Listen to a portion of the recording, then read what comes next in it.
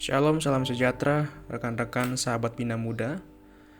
Pada kesempatan hari ini, kita akan membaca dan merenungkan firman Tuhan dalam edisi Bina Muda 21 hingga 27 Januari 2024. Sebelum kita membaca dan mendengarkan perenungan firman Tuhan, mari kita satu dalam doa, kita berdoa. Allah yang bertata dalam kerajaan surga, kami bersyukur berterima kasih ya Tuhan, untuk kasih yang luar biasa, begitu indah yang kami rasakan sepanjang minggu ini. Tuhan boleh menyertai setiap kehidupan kami, setiap aktivitas, dan setiap tugas yang kami boleh kerjakan ya Tuhan. Dan kami bersyukur pada kesempatan hari ini, kami boleh berjumpa kembali dalam edisi Bina Muda ya Tuhan. Dan sebentar lagi kami akan membaca dan merenungkan firman-Mu. Kiranya Tuhan memberkati kami semua, berkati hamba-Mu yang akan menyampaikan isi kebenaran firman-Mu ya Tuhan. Dan tentunya kami semua yang mendengarkan, tidak hanya mendengarkan begitu saja, namun juga menjadi terang dan teladan dalam kehidupan kami. Kami telah siap ya Tuhan, di dalam nama-Mu Tuhan Yesus Kristus kami berdoa mengucap syukur. Amin.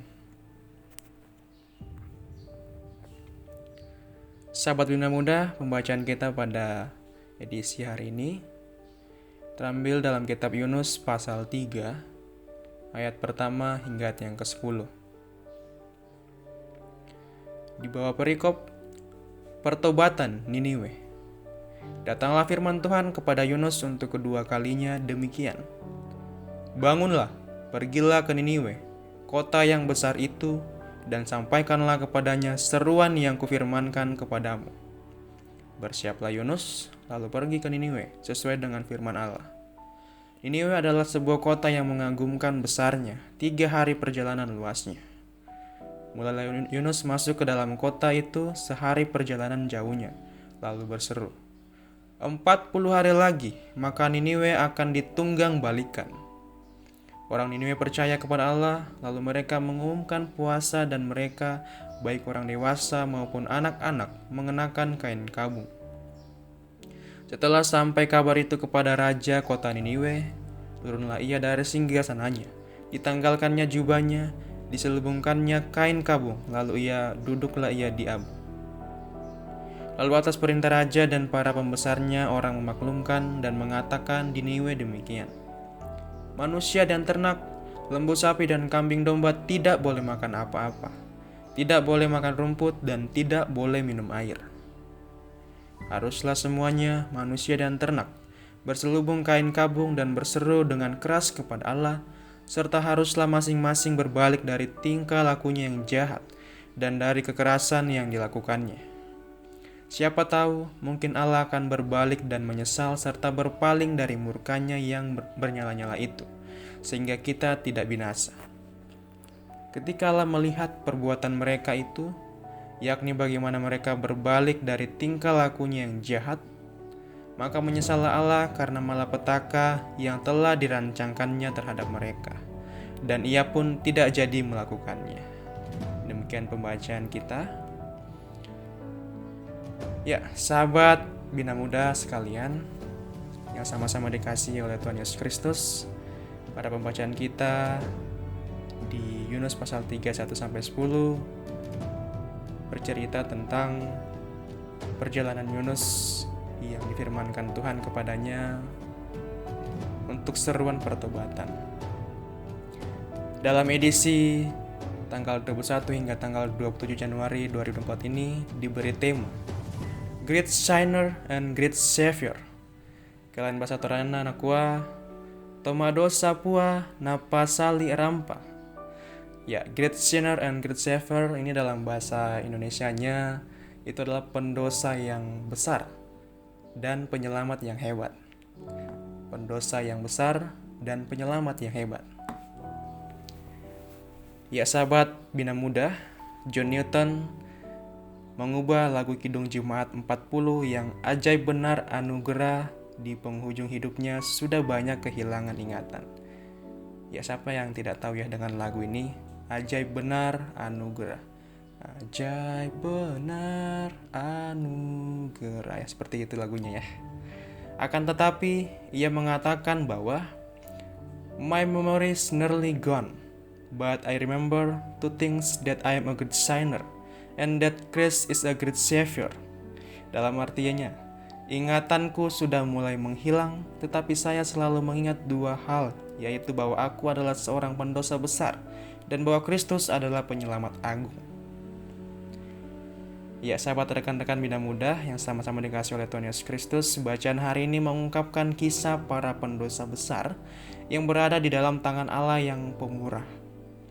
Kisah ini diawali dengan Yunus. Satu kata yang penting adalah bangunlah, yang merupakan pengulangan dari pasal 1 ayat yang kedua. Pada bagian pertama, Yunus dengan terang-terangan lari dari panggilan Tuhan dan melakukan dosa besar. Tetapi setelah melalui berbagai hal, ia mengalami pertobatan. Allah tetap memberikan Yunus kesempatan dalam pasal 3, yang ditandai dengan perintah, bangunlah. Pendosa besar kedua adalah bangsa Niniwe, yang terkenal dengan kejahatannya. Bagi Yunus, bangsa yang jahat itu harusnya dibinasakan saja. Akan tetapi, Tuhan menginginkan bangsa itu bertobat. Seorang penafsir mengatakan bahwa Yunus adalah seorang pengkhotbah yang payah karena dia hanya mengkhotbahkan bertobatlah. Namun kita bisa melihat bahwa di tangan Allah yang besar, sebuah khotbah yang sederhana dipakai Tuhan untuk menobatkan Niniwe. Alhasil bangsa Niniwe pendosa yang besar itu melakukan pertobatan yang besar pula. Ya sahabat rekan-rekan Bina Muda, pertobatan bukan hanya sekedar menyesal, tetapi juga berbalik arah. Dari yang dulunya tidak menghargai dan tidak mengenal Allah, tetapi sekarang takut dan berbalik dari tingkah lakunya yang jahat. Lalu apa yang terjadi? Tuhan mengampuni Yunus dan mengampuni Niniwe. Ya sahabat rekan-rekan Bina Muda, seringkali kita merasa tidak layak untuk melayani karena terlalu berdosa di hadapan Tuhan. Akan tetapi, justru perasaan itulah yang membuat kita merasa Tuhan tidak bisa mengampuni kita. Saat merasa dosa kita terlampau besar untuk diampuni Tuhan, kita sebenarnya sedang merendahkan anugerah Tuhan yang jauh lebih besar daripada dosa kita. Karena itu, kita harus percaya bahwa Tuhan memberikan kita kesempatan. Jika sungguh-sungguh bertobat, berbalik arah, maka Tuhan pun akan mengampuni kita. Benarlah kata Newton bahwa kita memang pendosa yang besar. Tetapi jangan lupa Tuhan adalah penyelamat agung. Anugerah Tuhan jauh lebih besar daripada dosa kita sebesar apapun.